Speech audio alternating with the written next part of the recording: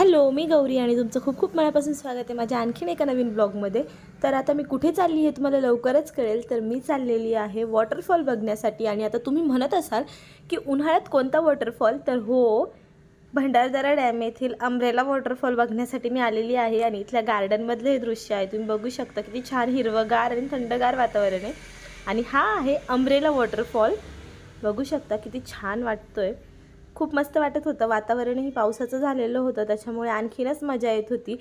Waterfall बघितला आणि त्यानंतर आम्ही तिथनं गार्डनमध्ये फिरण्यासाठी गेलो। तर गार्डनमध्ये बघू शकता किती छान असं पाणी वाहतंय, पर्यटकही त्या पाण्यामध्ये मस्त एन्जॉय करत होते।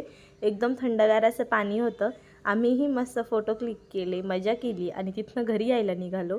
तर येता येता रस्त्यात खूप जास्त पावसाचं वातावरण झालं होतं, त्यामुळे पटकनच निघालो, पण तरीही पावसाने आम्हाला गाठवलंच आणि ओलं होऊन आम्ही घरी गेलो। खूप जास्त थंडी वाजत होती, त्यामुळे मस्त असा चहा घेतला।